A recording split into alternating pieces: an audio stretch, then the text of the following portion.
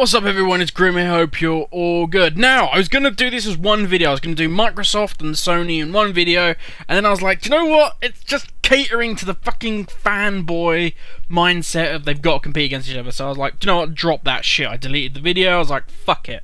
I'm not pandering to that. I don't care if it gets more views because everybody loves the conflict. Fuck off. We're all gamers, and we're just looking forward to, hey, some really good shit coming out. So, I want to talk about Microsoft's E3 presentation from the gamer point of view. I don't want to do fucking breakdowns and shit. I don't want to have drama. I just want to talk about what was out there from my perspective, get your perspective, what you thought of it, and let's go from there. Let's just get some positivity. Let's just get some good stuff, because a lot of it was exciting, a lot of it was good. We're going to be honest. No fanboy bollocks here, let's be honest about all of this. So, let's crack it off with Halo 5. Microsoft's big one. It's coming out, Halo 5 and Guardians. I gotta say, I was a huge fan of the original, the very first Halo. Obviously, the Master Chief Collection kind of fucked that up for everybody that bought it, but I loved the original Halo, and fingers crossed this can catch it. I'm not a multiplayer. Halo to me has become very much a multiplayer game, and I've never been a fan of the Halo multiplayer. I loved and was absorbed by the story of the original. I've got to say, the graphics to me, from what I saw, now bear in mind I was watching on a tablet, I have watched it again on my PC, on a far better monitor and that, and I wasn't like blown away. There's some games out there at the moment on, you know, on all the consoles which are like, yes, that's next gen to me. Halo didn't look it. Halo looked a bit like, kind of like a Call of Duty, you know, where it looked like, I don't know whether they have designed the engine from scratch or whatever, but it looked like it was running on older technology. Polished, really nice, but I don't know whether it looks the way it does because there's a certain art style to Halo that they had to keep, or just the fact that, hey, that's what they've got. Maybe because they want this war zone, which is much bigger. I don't know, but I wasn't overly blown away by, certainly by the way it looked. But yeah, Halo is one of those things that if you love Halo, you're gonna love it. It's, as I say, it is like Call of Duty in the fact that if you love Halo, fuck it, you don't give a flying toss what anybody else thinks. You're gonna play it. For me, as I say, it wasn't one of those where I jumped out like Doom. I watched on Bethesda's one. I was like, yes, that is fucking awesome. That looks cool. I wasn't like that. I was like, cool, it's Halo. But if you had taken away the Halo badge and just had this game and the graphics, I wouldn't have been like, I'd be like, it looks alright, you know, but not for me. I will be honest and say that's kind of douchebaggy of me, because I'm one of the first people to say never judge a game by its graphics. Judge it by its gameplay, and Halo for me has always had amazing gameplay. Whenever I played any of the single player campaigns, I've been like, do you know what, I fancy playing something, I might throw Halo in, play it, and then I'm hooked and I'm playing it. So, you know, I'm not judging it by its graphics, but just for a next gen showcase, or current gen, whatever you want to call it now, for a, you know, superior technology showcase, it didn't wow me from the graphical point of view. But as I say, it's Halo gameplay, it's gonna be fucking solid. Next, we had Fallout 4. Bethesda obviously came out and went bang, here you go, there's Fallout 4, but they came over to Xbox as well, and they said, look guys, we know one of the big things that makes our games, that makes Skyrim still popular and still being played, you know, makes Fallout still being played on PC, is the mod scene. Okay, so many really creative, brilliant user mods that just make the game so much more. You know, maybe that they fix bugs that were there, or just the fact they open up a whole new world that developers didn't even see possible. That's the power of the mods. They're going to bring that to Xbox One. Now, this is not the fact that on Xbox One you will be able to create mods. Okay, this is the fact that you'll be able to download the ones that have been created on PC. So what's going to happen is the game's going to launch. Shortly afterwards, they're going to release a toolkit. Then what you're going to be able to do is on PC, design your mods, upload them, and then people on Xbox One at an even further date will be able to then download them and play them on their Xbox, which is brilliant. It's a fantastic idea. Before anybody PlayStation-wise starts leaving a comment going, fuck you, or anything like that, they turned around, and if you watched the YouTube E3 stream, they turned around and said, we want the same thing on PlayStation. We want everybody to have the same experience. This is not an Xbox exclusive, okay guys? I'm going to be open and honest and say that. It's not an Xbox exclusive, it's just the technology is easier because obviously you've got Microsoft Windows and everything else, it's easier to integrate those two together. Whereas the PlayStation 4 is taking a little bit more time. But it will be coming to PlayStation 4, which is awesome news. Also, which is really fucking cool, is now, because of what we will talk about later, Fallout 3 is being bundled in with Fallout 4. So if you buy Fallout 4 on Xbox One, which is going to be an amazing game anyway, they're going to wrap it, they're going to throw in Fallout 3 for you, which is just, that's just a crazy bundle right there. Okay, next up, Forza Motorsport 6, which I've got to say, this was the one for me that looked next gen. This was like, oh, there's a bit when, I can't remember if it was the GT that they had going underneath the like bright canopy, and you could see the canopy reflect, that just looked melt in the mouth, gorgeous, really, really nice. I'm not the biggest motorsports fan, I have no idea what I just said. I'm not the biggest motorsports fan, but yeah, just in terms of what they've ringed out of the Xbox, it looked really cool. Looked really, really nice, really pretty. Next is one I am excited for. Like, really excited for. I was kind of, and I'll talk about Ubisoft in a different video, but I was kind of, The Division looked interesting to me. Looked interesting, but I wasn't like leaping on it. I saw Ubisoft's presentation and I was hooked. I can already see me and Goat and Scythe in there playing this game, and I'm more excited now for this than I am for the next Call of Duty, having seen the trailer for that. This is one that I'm really looking forward to, and we get to play it first in December when they bring out the I said Wii, didn't I? That sounds fanboyish, but I do own an Xbox One. I also own a PS4, but I say Wii because I played the Xbox 360, so in my heart of hearts, I know I'm a kind of closet Xbox fanboy, but I apologise for that. I'll try and be neutral and impartial. But Xbox One players get to play it first in December, which is really cool. So looking forward to grabbing that, grabbing Goat, grabbing Scythe, and getting into that dark zone. It looks awesome. Also, they did say that with Rainbow Six Siege, you're going to be able to get Rainbow Six Vegas thrown in as well. Now, Rainbow Six Siege, I'm not going to touch too much on because that was in Ubisoft's thing, and we'll go talk about that in a bit. But that's really cool. I love the fact that they're throwing in their old games into these bundles now. Really, really, really cool.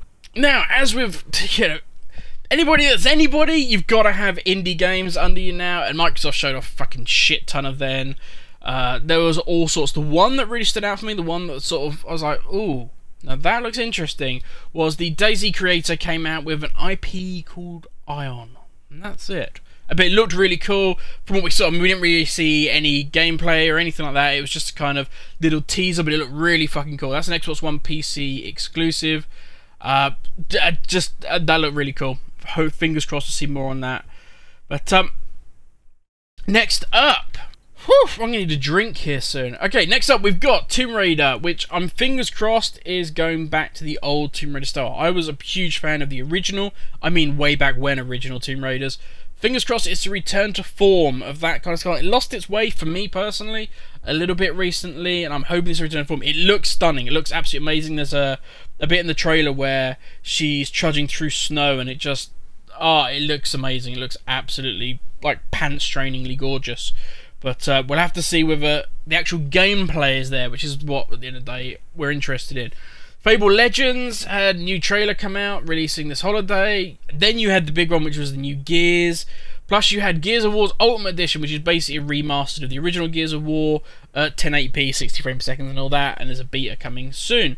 We also had some brand new games announced. We had Recore, which looks interesting. Quite what the playstyle is going to be, whether it's puzzle, whether it's...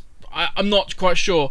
They're the studio behind Metroid Prime, so it should be interesting. EA announced Plants vs Zombies Garden Warfare 2. Not going to talk too much about that because EA have done it, and I'll be doing a little thing on EA's. We had a cinematic trailer for Dark Souls 3. Why it was on the Xbox thing, it's not an Xbox exclusive or anything. It's releasing early 2016, so the awesome games roster continues into 2016 with some really cool titles. Rare, one of my favourite studios of all time. The amount of time I spent on Perfect Dark Zero, Perfect Dark Golden, so much good stuff. They are bringing out a collection called Rare Replay, which is basically 30 of Rare's classic games in one. Okay, and that's going to be for... It's announced at like $29.99. My guess it's going to be the same in pounds sterling. Banjo-Kazooie developer Rare announces a new Xbox One exclusive IP called Sea of Thieves. Yes, it's a pirate-themed multiplayer game. It looks awesome. I'm, as you know, proper super stoked about fucking pirate shit at the moment. I played Black Flag Death. I really want the whole pirate shit type theme to come out in the next World of Warcraft expansion, and I'm really happy to see Sea of Thieves. I could do with a good pirate game to get me over my addiction, or put me further into it, I'm not sure. And of course, as I said before, Gears of War 4 was announced, which is pretty awesome. Released holiday 2016.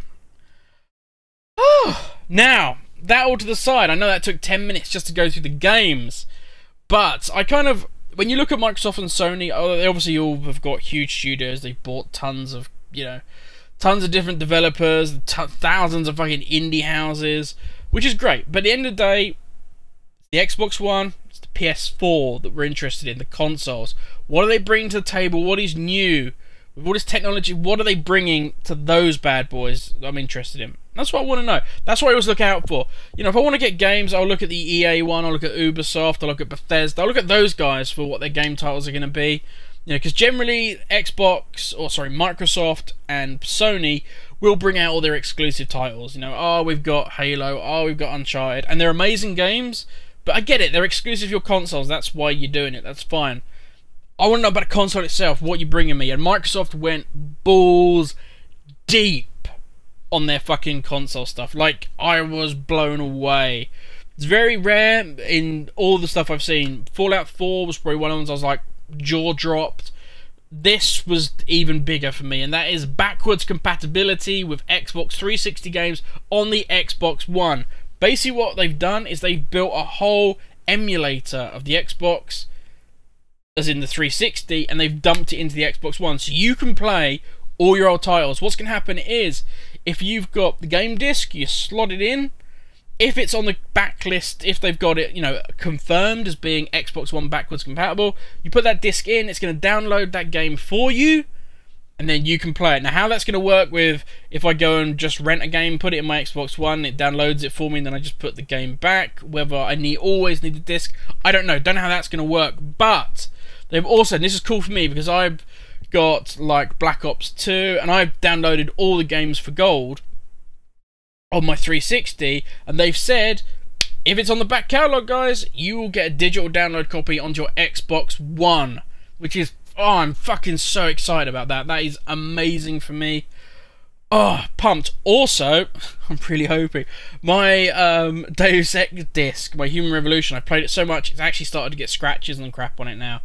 And I'm hoping that they'll let me put that into my Xbox One, download the copy, and I won't need to worry about the disc getting fucked. But that's just me. The other huge thing is, do you know what that is? That's the middle finger going up on either hand from Microsoft to Razer and to Scuff, because they brought out the Xbox One Elite controller. Now, fingers crossed this is not a stupid £150 fucking price tag, but it is actually a reasonably priced, I don't know what, £70, £80. In which case, I will most definitely be getting one. It looks fucking stunning. It's got all the features that you'd expect. It's got the trigger locks. It's got 4 paddles, I think, underneath.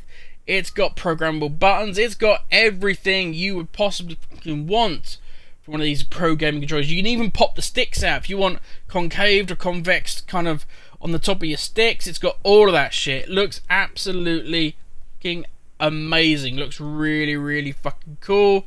Then of course you got all the other shit where EA came out and talked about, you know, their new EA Play service where you can get Titanfall and Dragon Age, but that's going to cost you like another £5 a month. Remember, you already pay for fucking Xbox Live, which is crazy. I'm not going to argue about whether you should pay for it or not.